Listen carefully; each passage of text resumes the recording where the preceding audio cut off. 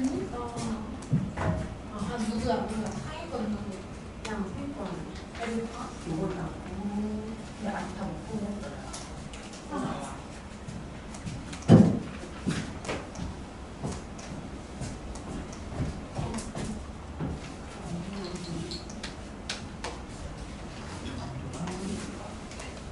얘네들 흉을 좀 더 이어서 봅시다. 얘들아 저기 131페이지에 그래서 감정 중시 관련해서 자료 플러스 두 번째 자료가 있었는데 이거 좀 주셔. 자, 이성 단독으로 의지나 작용의 분기가 될 수 없음. 맞죠? 어떤 의지, 작용, 판단 전부 다 감정에서 비롯되는 거니까 이성이 어떤 의지나 행동을 촉발할 수는 없다. 됐죠? 그리고 이성은 절대로 뭐 할 수도 없고 감정에 대립할 수도 없고 이성이 감정에 대립할 수 없고 자 그래서 밑에 한 번 더 이성은 감정에 노예 또는 이성은 감정에 복종하고 봉사하는 역할만 존재하는 거예요.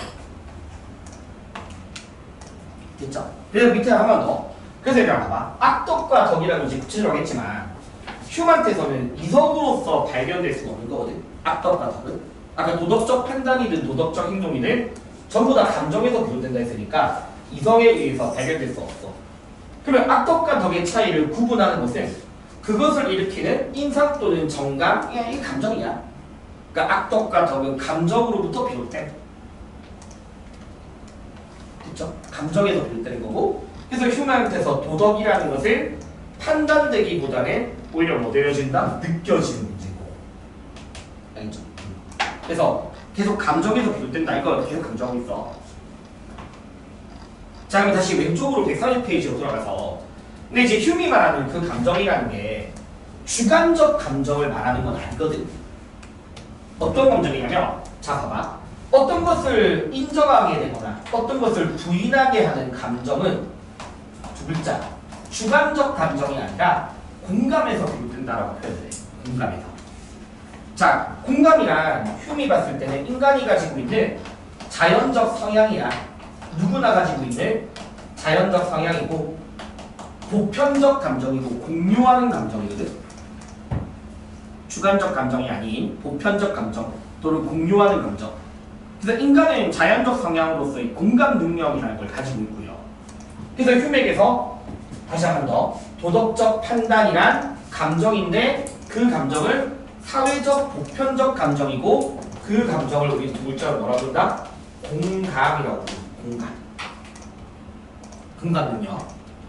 그럼 얘들아 우리가 봐봐. 공감 능력이 있으니까 만약에 우리가 범죄라는 행동을 봤어. 누군가가 범죄를 저질렀어.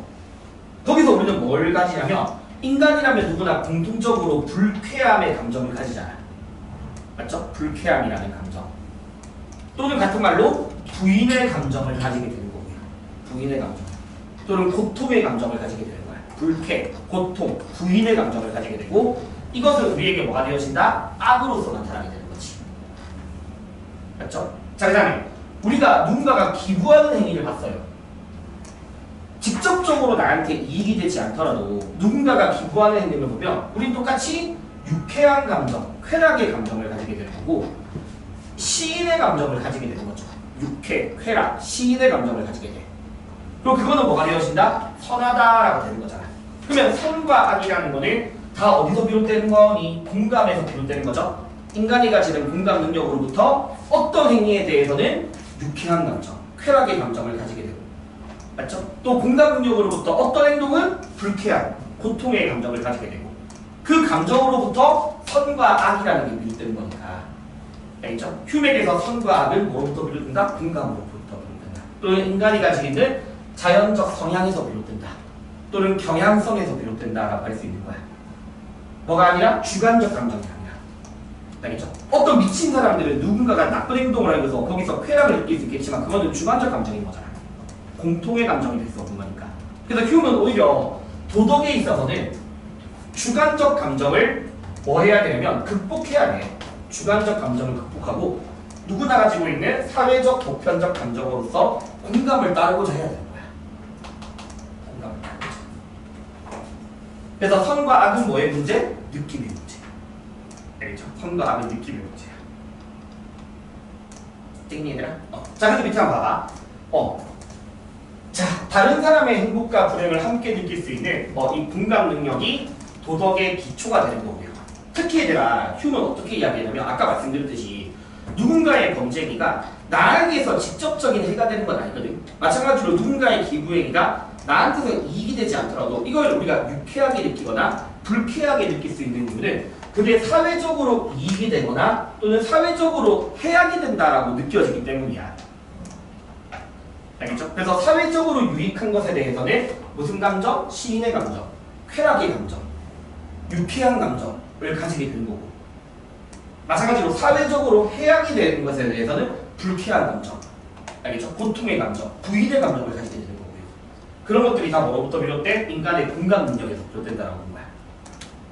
땡입니다. 그럼 이제 정리해보면 왼쪽에다가 휴맥에서 도덕과 관련된 개념들을 다시 한번 정리해볼게. 도덕. 자, 휴맥에서 선과 악이라는 도덕은 공감으로부터 비롯되었습니다. 일단 공감으로부터. 자, 공감으로부터 비롯되는 거고, 같은 말로 인간이 가지고 있는 자연적 경향성, 성향에서 비롯되어진다, 이렇게도 맞는 말이다. 되겠죠?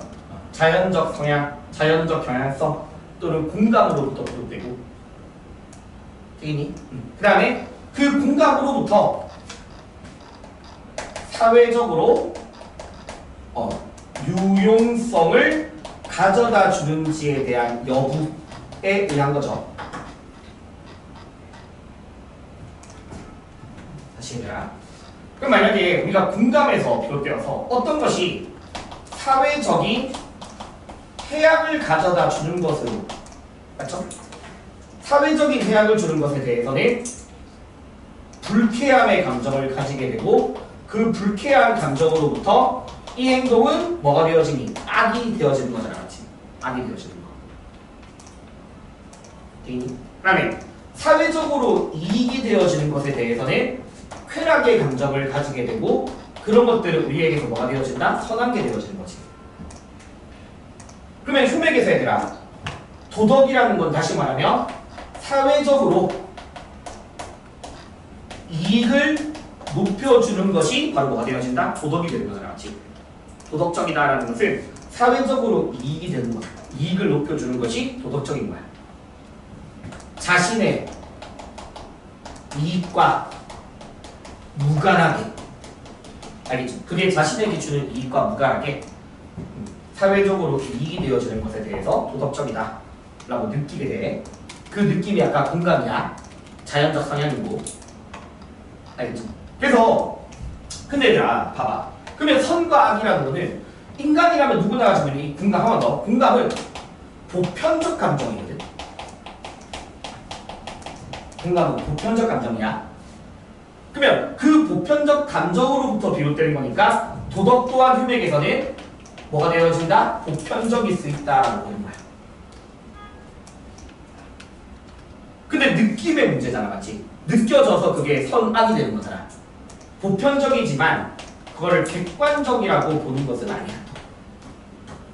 객관적이진 않지만 보편적인 판단이 되는 거지. 보편적 느낌으로부터 되는 겁니다. 대인이들아. 자, 그 다음에 다시. 어떤 사람의 성품, 이게 좀 중요해. 행위,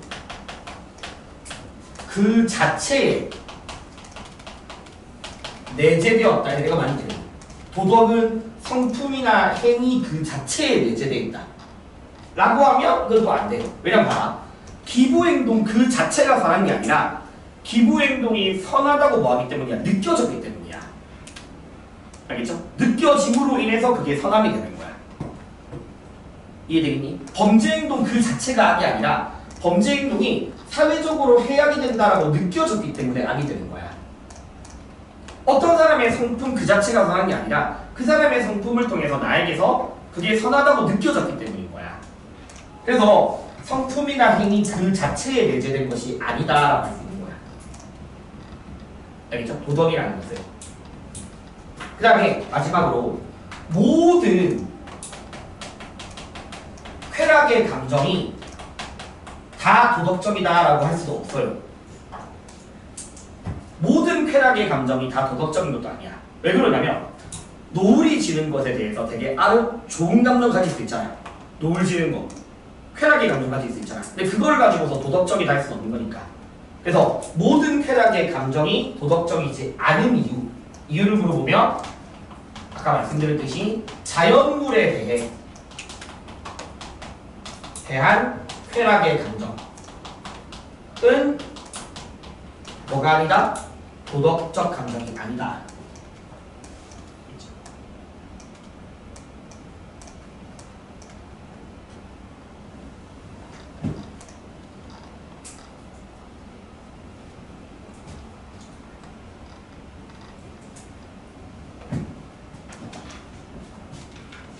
그럼 이제 우리 봐봐. 그럼 이제 우리가 마지막으로 도덕적 삶을 살기 위해서 공감을 통해서 사람들한테 쾌감을 불러일으키는 행동을 뭐하고자 해야 된다? 실천해야 돼. 그래서 얘들아 만약에 우리 봐봐 몇 년 전에 여기 대치동에서 물 터졌을 때 막 물난리 터졌을 때 예를 들어서 여기 어떤 아이들이 막 이렇게 킥보드 타고서 막 돌아다니는 아이들이 있었고요. 그 다음에 하수구에서 어떤 사람이 막 쓰레기 같은 거 끄집어내는 막 이런 행동을 한 장면이 있었어. 그러면 둘 중에서 너희들이 일반적인 감정으로 사회적으로 이익이 될 수 있다라는 쾌감의 감정을 불러일으키는 건 뭐다? 오른쪽이잖아, 맞지?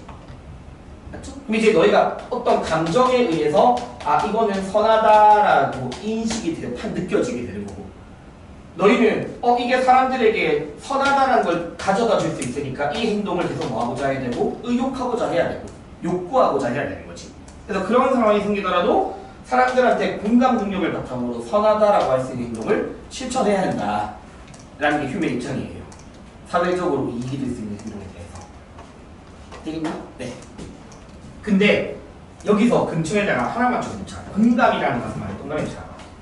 이제 비교적 최근에 또 어떤 표현들이 나오냐면 휴먼한테서 이 공감이 때로는 아무래도 얘들아 이 공감이라는 것 자체가 좀 나랑 가까운 사람, 내 가족에게 좀 더 치우쳐질 수 있다. 그래서 때로는 편협할 경우도 분명히 존재한다고 생각해. 때로는 편협할 수도 있대, 공감이라는 것도. 그래서 계속해서 뭐가 필요하냐면 반성, 성찰 이런 것들도 필요하다까지 좀 알고 있어주면 되고요. 반성과 성찰이라는 게 필요하다. 시험 범위는 안 들어가지만 어쨌든 이 휴메 사상이 사회적 차원의 이익을 높이는 행동을 도덕적이다라고 규정함으로써 나중에 너희 기말 때 배울 공리주의 사상에 영향을 주기도 해. 근데 공리주의는 시험에 안 나오니까 일단 휴하면 사회적 이익을 높여주는 것, 그것을 도덕적이라고 했고, 그런 것들은 이성이 아니라 어디다? 감정에서 비롯되는 거고, 이성이 아닌 감정에서. 근데 그 감정은 아까 한 번 더 주관적 감정을 넘어서 보편적 감정으로부터 비롯되는 거고, 그 보편적 감정이 근간입니다. 할만하죠? 문제 한번 볼까요? 얘들아, 휴 한번 보자 얘들아.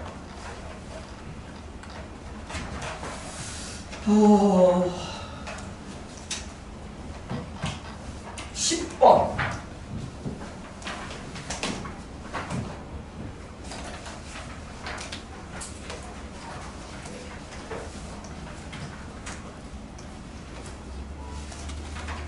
이란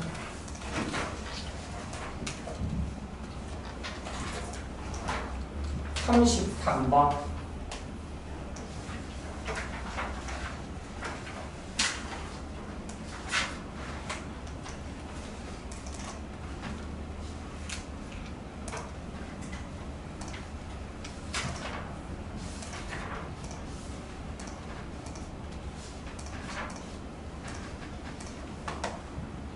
이렇게 세 개만 한번 해볼래요?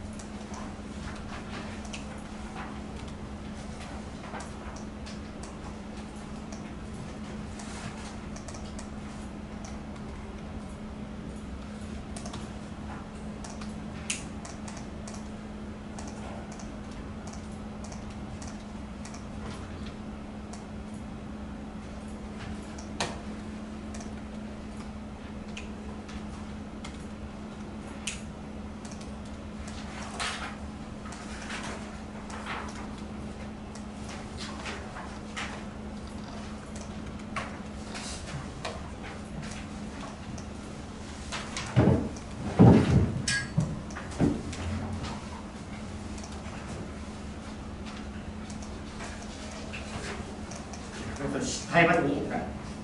10번 같이 한번 볼까? 자, 일단 휴먼께서 아까 계속 감정을 강조했지만 이성이라는 것도 분명히 도덕에 기여하는 건 있다 맞지? 어떤 기여? 참 거짓을 발견하게 한다던가 또는 감정이 느낀 것에 대한 구체적 방법이나 절차를 알려주는 것은 이성의 역할이야. 알겠죠? 그래서 그런 점에서 이성도 도덕에 기여를 할 수 있는 거거든. 그러면 10번에서 갑을 모든 것들을 의심하자고 했으니까 데카르트 입장이고 그 다음에 을 같은 경우에는 덕과 악덕을 이성을 가지고 구별할 수는 없대. 이성으로는 안 되고요. 그런 것들을 그것을 일으키게 하는 인상이나 감정에 의한 거다 했으니까 휴메이잖아. 1번 방법적 회의를 통해서 진리를 찾을 수 있죠. 나는 생각한다. 그러므로 존재한다라는 철학의 제1원리를 찾아낼 수 있잖아. 맞죠? 그래서 1번이 맞는 말이고 당연히 데카르트는 감각이나 경험이 가져다주는 불확실성은 제거해야 돼. 오로지 이성을 통해서만이야. 3번 맞죠? 사회 전체적으로 이익이 되는 것을 도덕적이다라고 우리는 그게 느끼는 거잖아. 그게 나한테 뭐가 되지 않더라도 직접적으로 이익이 되지 않더라도. 맞죠? 그리고 인간이라면 누구나 뭘 가지고 있다? 공감 능력이라는 걸 가지고 있다 했으니까 4번도 맞는 말이야. 알겠죠? 그 다음에 5번은 자연에 대한 경험적 탐구라는 표현을 누가 절대 쓰면 안 되니? 데카르트가 쓰면 안 되잖아. 맞죠? 데카르트는 이성주의자니까. 5번에 얘들아 휴문 가능해. 휴문 경험주의야. 흉도. 알겠죠? 경험적인 탐구가 지식의 근원이라는 거에 대해서 부정하지 않아. 5번은 데카르트 때문에 틀린 말이고요. 자, 33번 한번 볼까요, 얘들아? 자, 33번에서 아까 제가 말씀드렸듯이 일단 유용성이란 동의와 시인을 불러일으킨대. 근데 그 유용성이 자신의 것만은 아니래. 물론 우리가 도덕적이라고 하는 행동들은 나에게 이익이 되는 거일 수도 있어. 알겠죠? 근데 반드시 그게 나한테 이익이 되는 것이어야만 한 건 아니야. 나한테 이익이 되지 않더라도 사회 전체적으로 이익이 되는 것에 대해서 우리는 도덕적이다라고 느낄 수 있어. 자, 그런 것들이 바로 우리에게 호감을 일으키는 거야. 맞죠? 쾌감이나 호감이나 시인의 감정을 불러일으키는 거고 그게 바로 공감이다. 그러면 기억, 맞는 말이잖아. 맞지? 이성이 아니라 감정이야. 자, 이성은 도덕적 추론의 어떠한 아니야. 아까 뭘 알려줄 수 있다? 참 거짓을 발견하는 건 이성의 역할이란 말이야. 알겠죠? 도덕적인 추론함에 있어서 참 거짓 또는 방법, 절차 이런 것들을 알려주는 게 이성이기 때문에 어떠한 영향도 주지 않는 건 아니야. 물론 얘들아 감정이 느낀 것에 대한 상반된 결정은 내릴 수 없지만 방향은 알려줄 수 있다고. 방향은. 이해되겠니 얘들아? 방향은 알려줄 수 있어. 그래서 참고로 얘들아 저기 잠시만 봐봐. 저기 미안. 잠시만 70 그 페이지에서 71번 잠시만 봐래. 71번 문제. 71번에서 애들이 이걸 많이 틀렸었는데 어쨌든 이게 흉이거든. 맨 밑에 보면 개별적 이익과 무관하게 일반적으로 맨 밑에 나온다. 고려, 공감에 의해서만이라 나왔으니까 흉이잖아. 맞지? 그럼 너희가 딱 봤을 때 1번 많이 틀렸니? 1번 보기. 흉의 입장에서 1번. 자, 한 번만 더 얘기할게. 제가 아까 내 감정이 이렇게 향하라고 했어. 맞죠? 내 감정과 의지가 이렇게 향하라고 했어. 오른쪽으로 향하라고 한 거야. 그러면 이성이 왼쪽으로 가게 할 수 없지만 직진으로 갈지 우회해서 갈지를 알려주는 건 뭐 역할이라고? 이성의 역할이야. 이건 이성의 역할인 거야.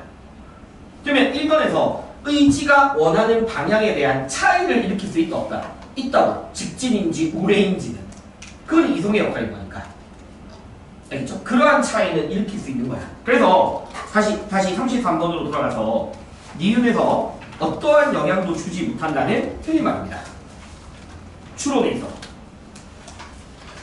되겠죠? 그 다음에 3번은 애들 아까 제가 휴먼한테서 도덕은 뭐일 수 있다? 보편적이라고 했잖아. 그러면 디귿을 공감이 그 보편성을 부여하는 근거죠. 그 다음 마지막 사회적 유용성이라는 건 그렇죠. 내가 가진 공감 능력으로부터 뭘 가져다준다? 시인의 감정 또는 쾌락의 감정을 일으키게 하는 거니까 답은 4번인데 맞죠? 답은 4번이야.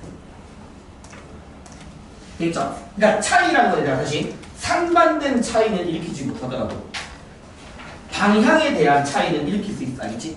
방향에 대한 차이는 이성이 일으킬 수 있어. 됐죠? 그 다음에 59번 보자 얘들아. 59번은 마찬가지로 얘들아 흉에 대한 입장이거든. 맞죠? 맨 마지막에 덕과 악덕의 구별을 인간에게 보편적으로 존재하는 느낌에 의존한다는 표현에서 흉이라는 걸 알 수 있어. 그러면 흉에게서 덕은 주관적 감정이 아니잖아. 보편적 감정인 공감에서 비롯되는 거고, 도덕에 있어서는 흉은 아까 주관적 감정을 극복해야 된다라고 했던 사람이야. 됐죠? 그래서 1번은 틀렸습니다. 그 다음에 2번 봐봐. 얘들아 말이 안 돼. 봐봐. 어떤 사람의 행동 그 자체에 내재된 게 아니라 그 사람의 행동에서 우리가 뭘 가져야 돼? 쾌락의 감정을 느꼈을 때야. 그때 도덕이 되는 거잖아. 그러면 흉에게서 덕과 악덕은 마음에서 독립하는 것도 아니고요. 알겠죠? 그 외부에 실제로 존재한다는 아니야. 독립하여 존재할 수 없어. 마음과 독립하여 존재할 수 없는 거고. 그 다음에 3번은요. 여기 나와있잖아. 성품이나 행동 그 자체에 내재된 건 아니지만 성품이나 행동에서 뭘 느낄 수 있다? 선과 악이라는 걸 느낄 수 있잖아. 알겠죠? 성품이나 행동에서. 그래서 행위뿐만 아니라 품성에서도 선악을 구별할 수 있다. 답은 3번이고요. 자, 4번은 아까 말씀드렸듯이 이거 알겠지? 모든 쾌락의 감정이 도덕적이지 않은 이유는 이런 것들 알겠죠? 자연물에 대한 쾌락의 감정은 도덕적 감정이 아니기 때문이야. 되겠니? 그 다음에 5번 나에게서 이익이 되지 않더라도 우리는 뭐를 가질 수 있다? 시인의 감정을 가질 수 있죠. 맞죠? 그래서 느낄 수 없다라고 하면 틀린 말이고 답은 3번이지. 그래서 휴는 이런 내용들이야. 알겠죠? 그 다음에 130페이지 맨 마지막 내용 좀 봐봐. 130페이지 맨 마지막의 내용은 휴백에서 회의주의적 인식론이라고 해서 여기서 회의주의는 앞에서 데카르트 할 때 했던 의심이 아니라 이렇게 존재하지 않는 것. 알겠죠? 여기서 회의라는 것은 존재하지 않는 것. 그냥 결론부터 말씀드리면요. 휴맥에서 모든 지식은 다 어디서 비롯되냐면 다 경험에서 비롯되는 거야. 지식은 경험에서 비롯되는 거야. 경험을 한 것에 대해서 인간이 지식과 관념을 가질 수 있다고 봐. 알겠죠? 지식이라든가 관념은 다 경험으로부터 비롯되는 거지. 그러면 휴맥 입장에서 막 선험적이다. 얘들아, 선험적이라는 거는 경험 이전에 존재하는 원칙 이런 거거든.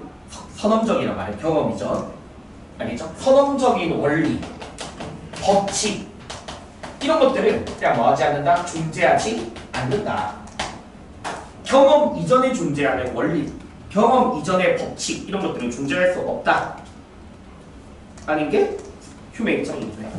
그러니까 예를 들어서 우리 아직 한 명을 안 배웠지만 예를 들어 우리 봐봐. 스피노자 같은 사람들은 야 인간 세계 이전에 이미 뭐가 존재한다? 필연적 법칙이라는 게 존재한다. 그리고 필연적 법칙에 의해서 모든 것들은 다 필연적이다. 그러면 휴는 그런 것들 인정하지 않는다. 야 경험하지 않은 거잖아. 경험하지 않은 거. 그래서 이 사람한테서 봐봐. 인과관계라는 것도 그게 인간 세계 이전의 어떤 원리이자 법칙으로서 존재하는 게 아니야. 예를 들어 만유인력의 법칙이라는 것도 인간이 경험으로서 알게 된 거고 경험으로서 부여되는 거지. 경험 이전에 그 자체의 법칙으로서 존재하는 것은 아니다라는 거야. 그래서 인과관계라는 것도 관찰함으로써 알게 된 것이고 그게 왜 실제로 자유낙하 운동이 일어나는가? 그런 법칙에 대해서는 알 수 없는 거지. 그래서 이 사람은 자아에 대한 인식이라는 것도 결국 감각적인 경험을 통해서다. 자아 그 자체는 알 수 없다.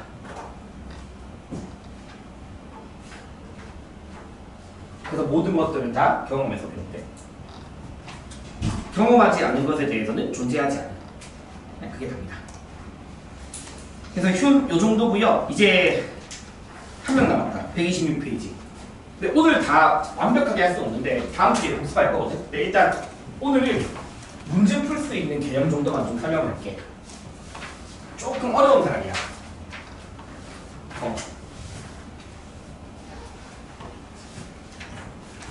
스피노자. 126페이지. 스피노자입니다. 스피노자. 그냥 미리 그냥 밑바로 좀 깔면 이런 거야. 얘들아 봐봐. 일단 스토아랑 되게 유사한 철학이야. 알겠죠? 스토아랑 되게 유사해. 그러니까 우리가 스토아하면 배웠던 게 인간은 이 세계의 일부이고 이 세계 자체가 신이고 신이란 그 자체의 본성이 필연적 질서에 따라서 모든 것들이 나타나고 맞죠? 인간에게 일어나는 모든 사건들도 다 신의 법칙이 필연적으로 비롯된다라는 게 스토아 입장이었잖아. 스피노자랑 되게 비슷해요. 되게 비슷해. 그리고 스피노자는 스토아랑 도 비슷한데 둘 다 정념으로부터의 해방을 되게 강조해. 정념으로부터 벗어나는 삶. 그러니까 정념이라는 게 슬픔, 두려움 이런 것도 있잖아. 알겠죠? 슬픔과 두려움과 같은 정념으로부터 해방되는 삶을 추구하고 그러기 위해서 최대한 이성적으로 살아야 돼. 이성적으로 살아야 하고 이렇게 정념으로부터 해방되는 삶이 인간에게 자유로운 삶이 되는 거야. 자유로운 삶. 그게 덕이야. 그게 행복이야. 알겠죠? 정념으로부터 해방되는 삶이야. 내가 만약에 결혼까지 약속했던 이제 양가 부모님까지 갔었던 여자친구랑 결론적으로 결혼을 못했어. 오랫동안 사귀었던. 그러면 내가 거기에 대해서 막 부정해. 그리고 막 슬픔에 빠져. 그리고 막 혼자서 막 나 자신을 막 파괴하고 다녀. 막 술 많이 먹고 막 지나가는 사람이랑 막 시비고 맨날 싸워. 그러니까 그런 사람들은 스피노자가 봤을 때는 어떤 사람인 거니? 정념에 휘둘리는 거야. 이성적이지 못한 거야. 이성적이지 못한 거야. 분명히 내가 여자친구랑 파혼하게 되는 거는 뭐가 존재한다? 원인이라는 게 존재한다. 알겠지? 근데 그 원인을 인식하지 못한 상태에서 자기 슬픔에 빠져버리고 자기 파괴로 이어지게 된다면 그거는 바람직한 삶이 아니라고 보는 거야. 그래서 스피노자도 아까 말씀드렸듯이 스토아랑 되게 비슷한 입장이라고 했죠. 이 세계는 다 필연적인 질서라는 게 존재하고요. 그 필연적인 질서에 따르는 삶이 바로 정념으로부터 벗어나는 삶이고 그게 인간으로 하여금 자유로운 삶이고 행복한 삶인 거야. 그렇죠? 그래서 스피노자가 말하는 자유라는 개념을 좀 정확하게 아는 게 필요해. 네, 그러기 위해서는 스피노자의 이 세계관을 또 알아야 되고요. 세계관을. 근데 아까 말씀드렸듯이 스토아랑 거의 유사합니다. 근데 용어의 차이가 좀 있어요. 용어의 차이가. 자, 일단 범신론, 범신론이라는 단어. 자, 그러면 범신론 한 번만 더 쓰자. 신 이꼴 세계 그 자체. 이게 범신론이었어. 그래서 스피노자도 기독교랑 엄청 비교가 잘 돼. 알겠죠? 그러면 범신론, 신이고 세계니까 신은 이 세계를 초월한 존재다. 내재적 원인이다. 똑같이 내재적 원인이야. 신은 세계 그 자체고, 알겠죠? 신이 곧 내재적 원인이야. 자, 그래서 범신론부터 다시 한번 보자. 신은 세계 그 자체이고, 또 그 자체가 자연이고 신이고 세계야. 그리고 이 꼴 뭐냐? 거대한 기계와 같다라고 해. 수학적 질서에 따라 움직여지는 거대한 기계와 같다. 수학적 질서에 따르는 거대한 기계와 같아. 그래서 이것 때문에 스피노자에서 신은요 정신적인 것이면서 동시에 물리적이다라고 표현하기도 합니다. 신은 곧 거대한 기계다. 알겠죠? 신은 정신적이면서 동시에 물리적인 거야. 물리적인 세계 그 자체야.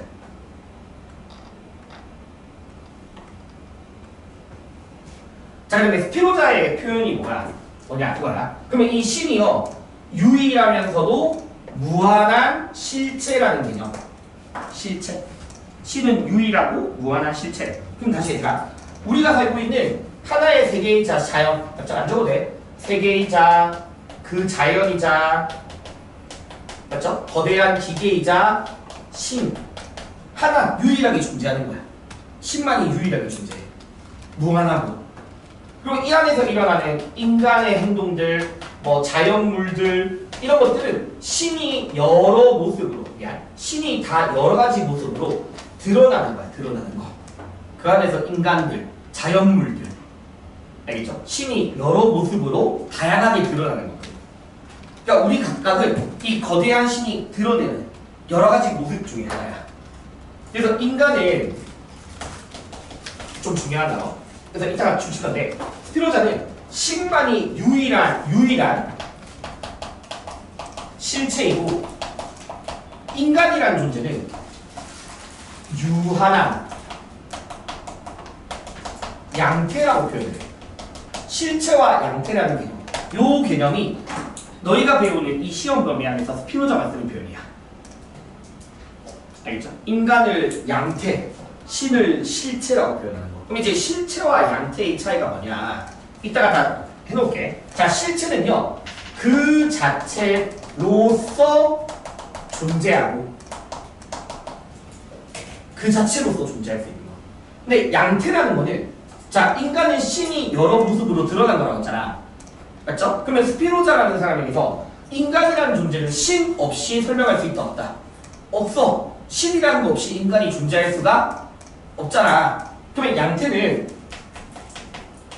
다른 것을 통해서만 존재할 수 있고요. 다른 것을 통해서만. 또는 다른 것을 통해서만 인식이 가능한 거. 이게 양태야. 그러니까 인간이라는 존재는 자연의 일부이고 신의 일부이고 신이 여러 모습으로 드러난 형상이고, 그렇죠? 그러면 이런 인간을 신 없이는 설명할 수 없다. 그 자체로서 존재할 수 있는 유일한 존재는 뭐밖에 없고 이 세계인 신밖에 없는 거고, 그 안에서 일어나는 모든 인간들은 다 양태, 자연물들은 다 양태.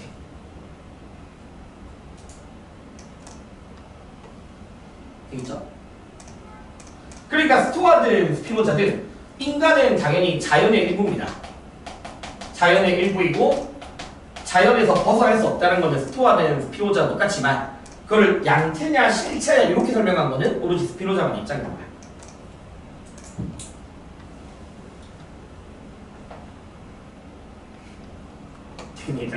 신은 유일하면서 무한하지만 인간이나 개별 사물들은 전부 다 유한한 양태. 그럼 양태라는 거는 일단 양태라는 말 자체의 뜻은 하나의 실체, 즉 신 또는 이 세계 또는 자연이 보여주는 여러 가지의 모습으로서. 되겠죠? 그럼 얘들아 참고로 물어볼게. 이 무한한 실체는 여러 가지 모습으로 나타나잖아. 그게 양태로서 존재하는 거고, 양태 자체는 유한하지만 양태의 수는 무한할까 유한할까? 양태의 수가 개수를 막 쓸 수 있을까? 그건 아니야, 알겠죠? 양태의 수는 무한해. 수는 무한한데 그 양태 하나하나는 다 유한한 거지. 우리의 삶이 무한하진 않잖아. 맞죠? 근데 이 세계는 이 세계 자체가 무한한 거니까 그게 드러나는 양태도 무한하게 드러나는 거지.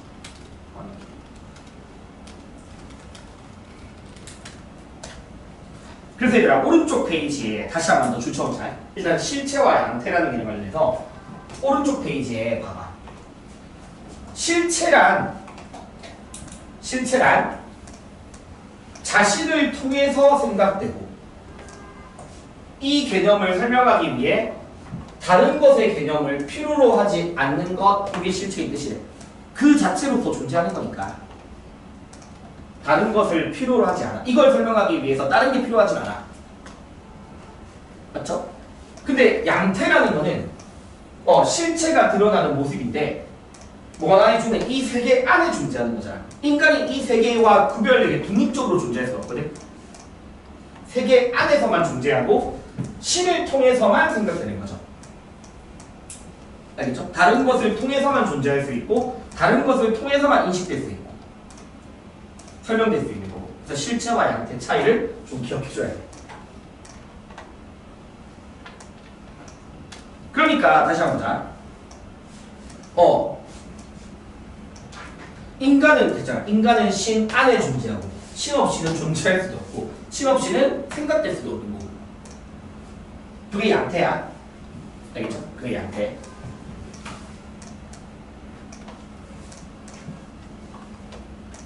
됩니다. 자, 그럼 이제 돌아가서 실체와 양태를 좀 더 해놓고, 자, 그러면 이제 범식론 했고요. 다음 두 번째, 스피노자는 다시 한 번 더. 이 세계이자 신이 수학적 질서에 따라 움직여지는 하나의 기계다. 즉, 신적 본성이 곧 무슨 성이냐? 필연성이다. 이 세계의 본성이 필연성이야. 이 세계의 본성이고. 그래서 모든 것들이 다 원인과 결과라는 필연성이라는 걸로 이루어져 있어. 그래서 아까 말씀드렸듯이 제가 그 여자친구랑 파혼하는 것도 다 뭐다? 원인이라는 게 존재하는 거야. 이 세계의 본성이자 신의 법칙이고 필연적이라는 법칙에 따르는 거야. 자, 그 다음에 그렇기 때문에 스피노자는 좀 중요한 게요. 신이든 인간이든 꼭 기억해야 돼. 신이든 인간이든 자유의지라는 걸 가질 수는 없어. 자, 봐봐. 신도 자신의 본성인 필연성에 따라 나타나. 알겠죠? 신도 자신의 본성인 필연성에 따르는 거고 그 안에 존재하는 모든 행동들, 모든 인간들의 행동도 신적 본성인 필연성에 따르는 거거든. 그래서 스피노자한테서 신, 인간 모두 자유의지라는 것은 없다고 봐. 그럼 이것 때문에 오답으로 많이 나오는 것 중에 하나가 자, 봐봐. 스피노자에서 신이 어떤 목적을 추구한다. 이거 가능하지 않는다. 목적을 추구할 수 없어. 알겠죠? 신이 어떤 목적을 설정할 수도 없고 어떤 의지를 가지고 있지도 않아. 그냥 신도 자신의 본성이 필연성에만 따르는 거야. 인간 또한 자유의지라는 것도 가질 수 없고요. 그리고 심지어 스피노자는 그래서 인간의 모든 감정 또한 다 인과적 법칙에 따라 발생한다고 봐. 그러니까 내가 아까 슬픔과 두려움의 감정을 갖는 것조차 다 뭐가 존재한다? 원인이 존재한다. 그냥 가지는 게 아니라. 그러면 내가 아까 그런 슬픔과 두려움이라는 정념에서 벗어나기 위해서는 왜 이런 감정이 일어나는가에 대해서 원인을 내가 알아야 되겠지. 원인을 알면 그만큼 정념의 영향을 덜 받게 된단 말이야. 정념의 영향을 덜 받게 되고 정념에서 자유로워질 수 있는 거거든. 개인이들아. 근데 인간들이 이 법칙, 이 필연정이라는 법칙을 모르기 때문에 정념에 예속되고 악이 생겨나는 거야. 악이 생겨나는 거야.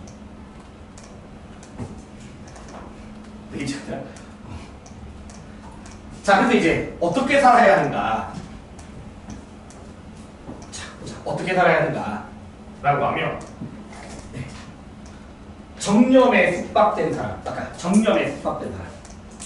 그러면 이 정념에 속박된 사람은 이성적이지 못한 사람이거든? 이성적이지 못한 사람. 그러면 이성적이지 못한 사람은 정념에 예속되고 수동적인 삶을 살게 되고 좋은 것이 무엇인지 알더라도 이미 감정에 지배가 된 거잖아. 그러니까 뭐로 나타날 수 있니? 악한 행동으로 나타날 수 있는 거야. 됐죠? 그래서 스피노자는 정념으로부터 벗어나서 최대한 이성에 따라 살아갈 때, 알겠죠? 이성에 따른 삶을 추구했고요. 이성에 따랐을 때 도덕스러워질 수 있다. 그러면 이성에 따라 살아간다는 거는 줄쳐놓자. 인과적인 법칙을 인식, 알겠죠? 이 세계에서 일어나는 인과적 법칙을 인식하고 그게 바로 이성에 따른다는 거야. 그리고 그 이성을 통해서 신 이꼴 자연의 원인을 계속 인식할 수 있어야 됩니다. 이 세계의 원인, 법칙, 필연성 이런 것들을 계속 인식하고자 해야 한다. 그래서 얘들아 이제 뭐 밑에다가 잠시 위에다가 써도 되고 밑에다 써도 되는데 한번 정리해볼게요. 다시 한번 더 봐봐. 스피노자라는 사람은 이성적인 삶을 살아야 돼. 알겠죠? 이성적인 삶.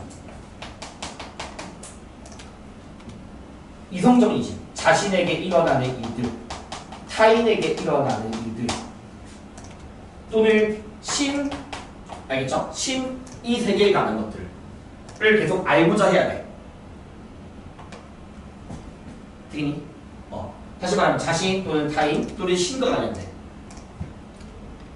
그러면 이성적 인식이란 다시 말하면 신에 대한 지적인 사람 이렇게 표현하면 돼. 그러면 스피노자가 말하는 신에 대한 지적인 사람이란 이 자연 안에 존재하는 모든 사건에 대한 필연적 원인, 필연적 인식, 필연성을 인식하는 거야. 필연성을 인식하는 거. 그렇죠? 나에게서 일어나는 것뿐만 아니라 나와 관련된 다른 사람에게 일어나는 사건에 대한 원인들, 나아가서 이 세계에서 일어나는 모든 것들에 대한 인식을 알고자 하는 것. 이성적 인식. 그럼 다시 반대로 이성적이지 못한 사람. 그럼 아까 이성적이지 못한 사람들은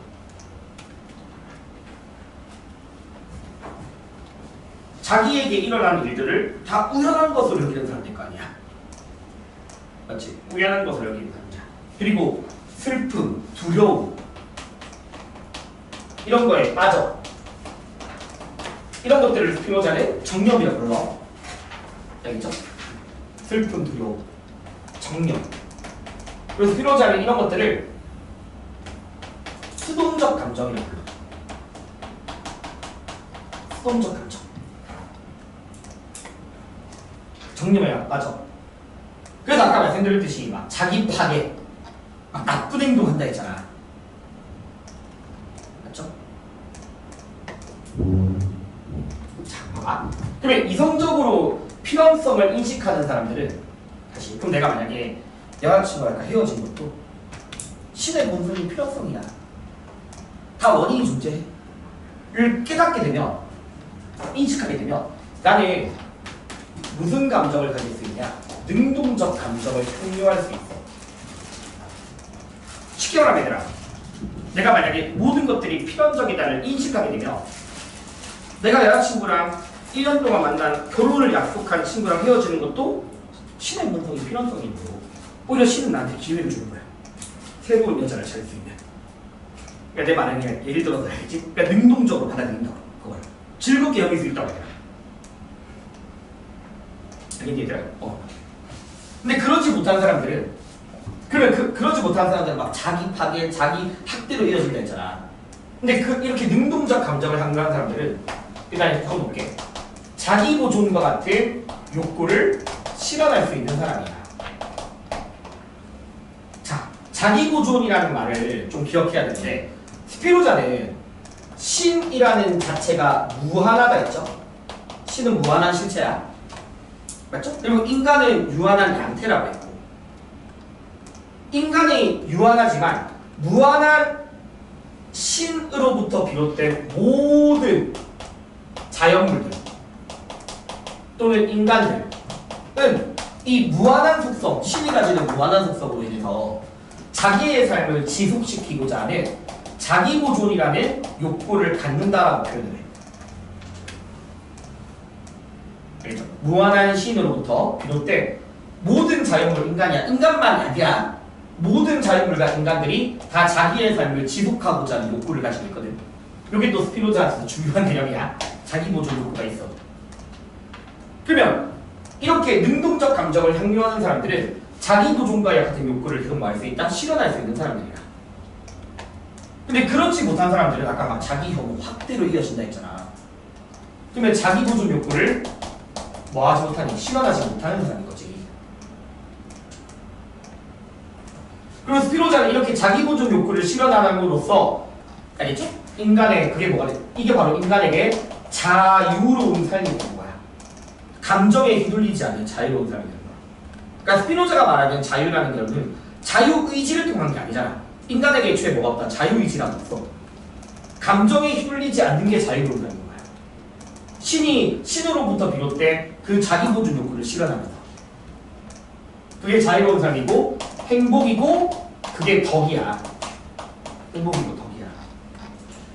그리고 이게 뭐가 되는 거니? 악이 되는 거야. 악이 되는 거야. 그러면 인간에게 악이 되어지는 것을 뭐다? 이런 수동적 감정인 정념이 인간으로 하여금 악한 행동을 하게 만든 원인인 거지. 그래서 요거를 좀 같이 기억하셔야 됩니다.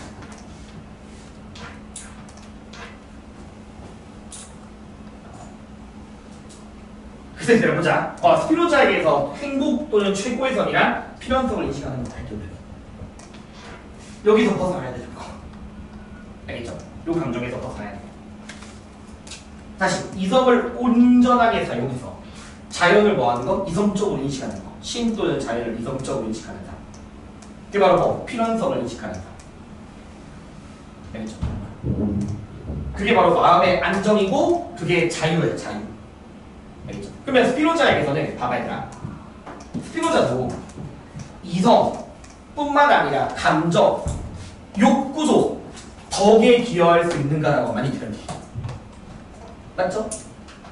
이성에 따른 능동적 감정 그리고 거기에 따른 자기보존 욕구의 실현이 바로 덕에 기여하는 거잖아요.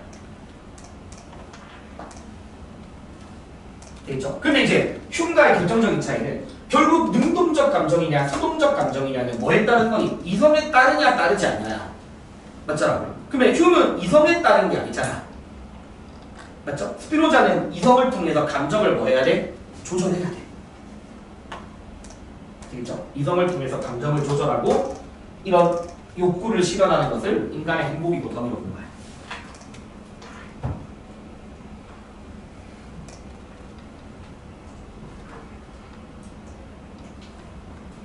그리고 얘들아, 이 자기보존 욕구가 스피노자가 말하는 인간이라는 존재의 본질이야, 본질. 인간 존재의 본질. 알겠죠? 인간 존재의 본질은 욕구에 있다.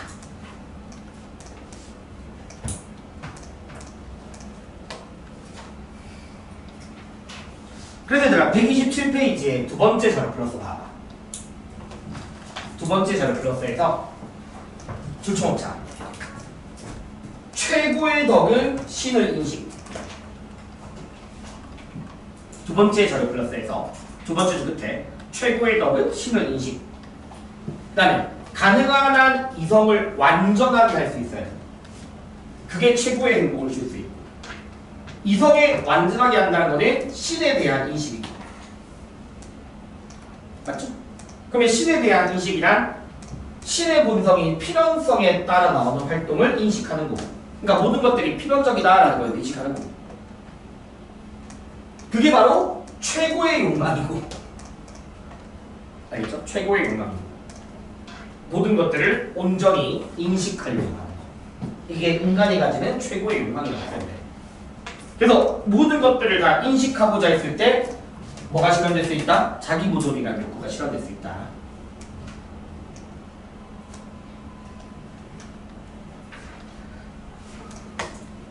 스피노자가 조금 어렵거든요. 근데 다음 주에 좀 더 하긴 해야 돼. 얘들아 127페이지에 있는 내용은 다음 주에 스피노자를 좀 더 하고 가자. 어차피 이제 이거 하고 나면 칸트 한 명 남았어. 칸트 한 명. 그럼 스피노자 문제를 한번 보자. 한번 보자. 몇 개만 볼게. 몇 개만. 야, 한번 봐봐. 14번. 같이 한번 볼게요. 봐봐. 일단 이거 같이 한번 볼게요. 14번 볼게요. 자, 생산하는 자연, 신. 모든 만물의 원인이래. 근데 신은 자신에게 목적을 설정하지 않는다고 나와 있잖아. 왜? 신은 뭐가 없다? 자유의지라는 게 없거든. 자기가 막 목적을 설정할 수는 없어. 그냥 자기의 본성이 필연성에 따라서만 활동을 해. 그리고 생산된 자연, 그러니까 신 안에 존재하는 자연물들이죠. 그러면 생산된 자연은 양태이고 신 없이는 존재할 수 없다라는 스피노자 입장이거든. 그러면 1번 봐봐. 인간의 자유란 뭘 인식함으로써? 필연성을 인식함으로써 가능해지는 거야. 자유로운 삶은. 맞죠? 그래서 1번에 맞는 말이거든. 자, 2번은 자 계속 말했던 거. 신만이 유일한 뭐다? 유일한 실체야. 신 안에 존재하는 모든 것들은 양태로서만 존재할 수 있거든. 그러면 2번에서 자연 만물 안에 다수의 실체라는 말은 쓸 수 없다 맞지? 스피노자한테. 되겠니? 그 다음에 3번. 자, 인간의 신의 본성, 즉 필연성을 파악할 수 있잖아. 맞죠? 인식할 수 있어요. 자신에게 주어진 사건이라든가 감정을 인식할수록 계속 신에 대해서 알 수 있는 거잖아. 알겠죠? 그래서 인식할 수 있다. 4번. 얘들아, 인간이 자기 스스로가 자기 원인이 되어 존재할 수 있니? 아니죠. 신만이 자기 원인으로서 존재할 수 있다고. 인간은 신으로부터 비롯되는 거니까 인간 존재가 자기 자신의 원인이 될 수 있는 거야. 5번 뭐가 틀렸니? 신의 자유의지라는 말이 틀렸죠. 스피노자는 자유의지라는 거는 인간도 없지만 신도 없다라고 이야기했잖아요.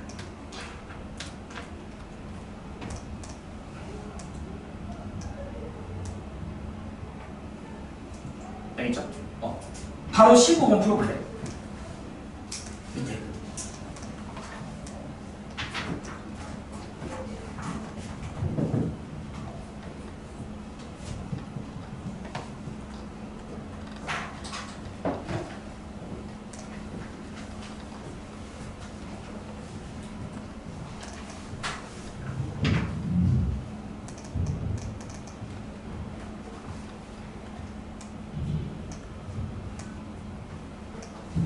그래서 15번은 얘들아 마찬가지로 이게 스피노자 입장이거든. 그러면 1번에서 모든 감정에서 벗어나는 게 아니라 능동적 감정을 따라야 된다 맞지? 능동적 감정을 따라야 되니까 1번은 틀렸고, 이성이 감정을 보조한다 말도 안 되는 소리야. 이거는 누구한테 쓰는 표현이니? 휴먼한테 쓰는 표현이잖아. 감정을 보조하는 거는. 3번 우리가 인과 질서를 초월할 수 없다 맞지? 왜냐면 신도 인과 법칙이라는 필연성이라는 본성에 따르고 인간은 그 신으로부터 비롯된 거니까 인간이 본성을 인과 질서, 신의 본성을 초월할 수 없습니다. 4번 자유의지 많이 틀렸고요. 바로 맞죠? 그 다음에 5번 나한테 왜 이런 감정이 나타나게 된가에 대해서 원인을 파악해야 된다고. 왜? 이 감정이 일어나는 것도 다 필연적인 거니까. 스피노자에게서 모든 감정은 다 필연적이니까. 알겠죠? 그래서 그런 필연적 감정, 감정의 원인을 인식하게 되면 그만큼 감정의 영향을 덜 받게 돼. 그러니까 답은 5번이다 맞죠? 자, 그 다음에 개념으로 일단 가봐. 너희가 스피노자 문제를 다음 주까지 풀어가서 나랑 복습할 건데 다음 주에 좀 더 하겠지만 128페이지 봐. 128페이지에 할 얘기가 하나 있거든. 128페이지에 다음 주에 내가 범신론이랑 인격식은 다시 비교해줄게. 근데 이거 너희 계속 스토아할 때 했던 거야. 자, 그럼 이제 우리가 범신론이라고 하면 두 명이야. 스토아뿐만 아니라 스피노자까지가 범신론이고, 범신론자들은 신이 곧 뭐다? 이 세계다. 내재적 원인이다. 이제 다음 주에 비교해줄게. 근데 인격신은 신은 이 세계를 창조하고 초월해서 존재하는 거야. 알겠죠? 근데 공통점은 뭐냐? 둘 다 신과의 합일이야. 그럼 다시 범신론자인 스토아나 스피노자가 말하는 신과의 합일이란 이성적으로 신의 본성을 인식하는 거야. 신의 본성이자 자연 법칙을 따르는 거야. 그게 신과의 합일이야. 반면에 기독교가 말하는 신과의 합일은 누구의 은총을 받는 거니? 신의 은총을 받아야 되는 거야. 신의 은총을. 그러니까 결정적인 차이는 스토아나 스피노자는 이성적인 삶을 강조하는 거. 인간이 이성을 발휘해서 신적 본성이자 질서를 깨닫는 것, 따르는 것. 그게 신과의 합일이라면 기독교도 구원받아야 되는 거야. 그게 신과의 합일이고. 그런 식으로 문제가 많이 나오거든. 그 다음에 2번에서 얘들아 스토아랑 스피노자는 공통점은 다 필연적인 질서. 인간은 자연의 일부. 이 세계에서 벗어날 수 없다. 또는 필연성을 순응하라 이런 것들이 막 나와. 근데 밑에 차이점이 좀 정확한 거야. 차이점 좀 다음 주에 더 설명할 건데 일단 차이점에 스토아랑 스피노자가 있을 때 일단 둘 다 공통점 한 개만 잡자. 둘 다 공통적으로 이성적으로 신의 법칙, 신의 본성을 인식. 이건 둘의 공통이거든. 이성적으로 신의 본성, 신의 법칙을 인식하는 거. 그런데 스피노자는 이성적 인식 뿐만 아니라 넘어서서 이것뿐만 아니라 직관적 인식이라는 표현을 씁니다. 직관적 인식. 스피노자는 직관적 인식이라는 말을 쓰거든요. 근데 스토아는 직관적인 인식이라는 말을 그러니까 안 써. 그냥 안 쓴다는 거야. 그래서 만약에 너희가 다음 주에 과제 볼 때 스토아랑 스피노자가 나왔을 때는 결정적인 차이는 직관적 인식이라는 말을 쓰면 스피노자고요. 그거 안 쓰면 스토아인데 왜 그런지는 다음 주에 다시 복습해줄게. 근데 일단 문제 풀 때 알겠죠? 직관적 인식이란 말. 되겠지? 그 다음에 데카르트랑 스피노자는 지금 안 할 겁니다. 이건 너희가 충분히 할 수 있고 결정적인 차이는 아니라 데카르트는 인간이 자유의지가 있어. 그러니까 너희가 시험 범위에서 인간에게 자유의지가 없다라고 말하는 사람은 스피노자 말고 아무도 없어. 스피노자 빼고는 다 인간에게 자유의지가 있거든. 그래서 데카르트도 인간의 자유의지가 있어. 그러니까 생각할 수 있고. 알겠죠? 근데 스피노자가 자유의지라는 개념을 부정해. 그 차이로 일단 알고 있어주고 다음 주에 좀 더 복습할게. 일단. 그래서 다음 주까지 내가 문제를 풀어와봐. 아마 스피노자 문제가 좀 어려울 수 있는데 일단 풀어보고 내가 다시 또 과제를 드릴 거거든. 그래서 다음 주는 나랑 이제 평가원이랑 제시문에 싹 다 보기로 하시다가 나랑 보기로 OX를 하고 한번 정리해놓고 한테를 나가자. 한번 복습하고. 근데 일단 문제를 풀어와줘야 돼. 다음 주까지.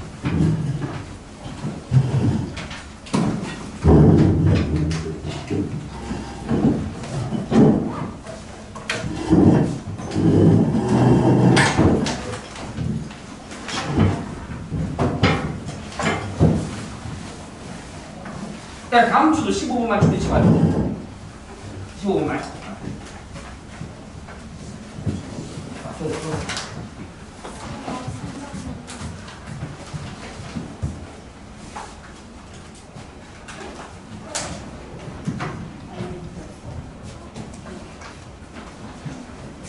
일단 뭐 이따가 걔 주면 되는 거예요. 맞지? 한 명. 훈련상. 그리고